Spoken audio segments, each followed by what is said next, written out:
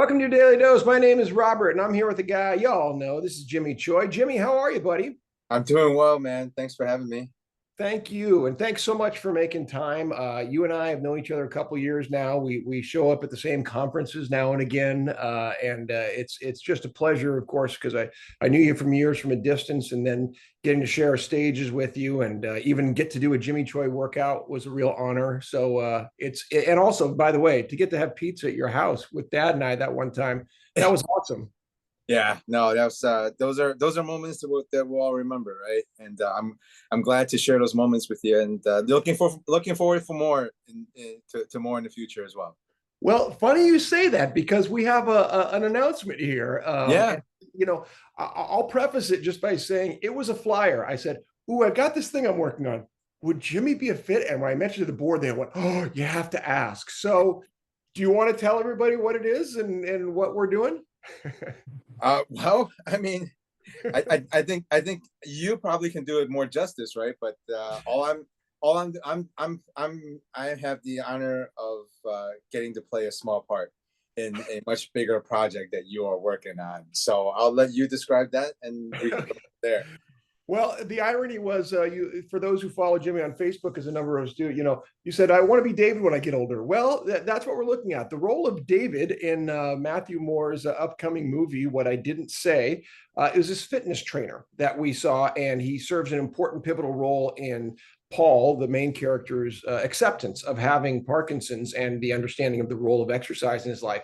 When we were writing it, we weren't saying, "Oh, this is Jimmy," but after we wrote it, we did a table read and went, "That's Jimmy." And that's when we asked you, and you said yes. Yeah, I mean, when I read it, right, just going things that are going through my mind, I'm like, this is a lot of the same things that I would say if I was put in the same position. You know, just for me, what I've learned now is that to encourage people, sometimes you got to be tough. Sometimes you got to say the things that they don't necessarily want to hear, but then they realized, oh, holy crap, I needed to hear that. And you use humor as well. And that was one thing, because this is one of those things when, because I helped, like, in a ghostwriting standpoint, Matthew, to adapt this. He didn't have screenplay background, he had a stage play. And so I was helping him along the way. But I can't help but think this is how creativity works, that I was certainly influenced by you because I've been in your classes before. I've certainly heard you talk before. And humor is something you use very well, and something we wrote into David that I said that's one of the things that convinced me this is Jimmy. I always say, if we can't laugh at ourselves, right, who can we laugh at? But humor, I always like to use humor because it does a couple of things. Number one, it kind of cuts the tension in the room, right? Everybody's always so serious talking about Parkinson's, and it's a serious subject. But sometimes you gotta just use a little humor here and there to kind of lighten the room a little bit, so that everybody can drop their guard, so that we can have a a more honest conversation with each other.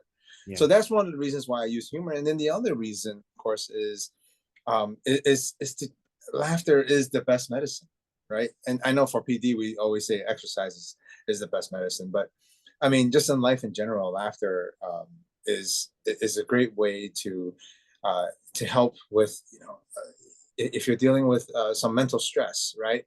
Laughter is a great way. If you're dealing with just anything in life that's very serious, a little bit of chuckling here and there, just it can go a long way. And my dad taught me that. That's not. Yeah, and I've always taken that, to whatever it is that I did in life, and it's served me well, right? In my professional career, I've gotten far, and I think it's because of that that humor component to it. But you got to be very careful, because it's not humor at the expense of others. If you're going to have humor at the expense of others, make it yourself. The subject of that humor is yourself. Yeah. But I think at the end of the day, everybody can benefit from a chuckle. Well, and I've heard you even, make what some people might consider almost off-color things, and then you hit it with the bomb line, like you mentioned something that about being Asian, and you said, "I can say that, that's me," and it's like, Absolutely. So it's like there's so many, there are, I shouldn't say they're unwritten. They're well-known rules about comedy. One is not to punch down, like you just said, right? That's you don't want to taking on the defenseless it's cruel. Right. Versus taking on yourself is putting a mirror up for people to, it's safe for them, or taking on those in power because yeah, they perhaps need to be taken down a peg. They for whatever reason are misaligned. You Yeah. take those things and you speak with honesty, and you're right too that the great thing about humor, it both has everything and nothing to do with Parkinson's. It's totally humanizing, right? It's people outside the Parkinson's workers go, that guy's funny. Oh, he happens to have Parkinson's, and now you got him in, which is That's it. Yeah, which is the same thing I do with fitness, right? Is like, hey, yeah, you know what? This guy can do some fitness related things, right? He can do some tough stuff, but oh, he happens to have Parkinson's. And I think to bring awareness to when I always say when you want to bring awareness, I'm not trying to bring awareness to another person with Parkinson's because they live with it, they're aware of it, right. right? The idea of creating awareness and the idea of spreading information about Parkinson's is so that other people who are not exposed to it can understand it better, so that they can be a part of the battle instead of always sitting on the sidelines, right? Yep. And that's how we also remove the stigmas that we have on Parkinson's. People just don't understand it. So, so if I can bring that to them and relate that to them, and they can relate to me in ways outside of Parkinson's, whether Yep. it's through fitness or through humor, then that's a way of connecting.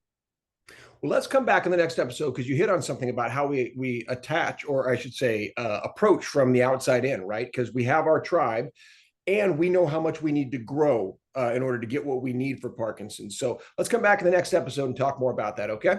All right, sounds good. All right. See you in a minute.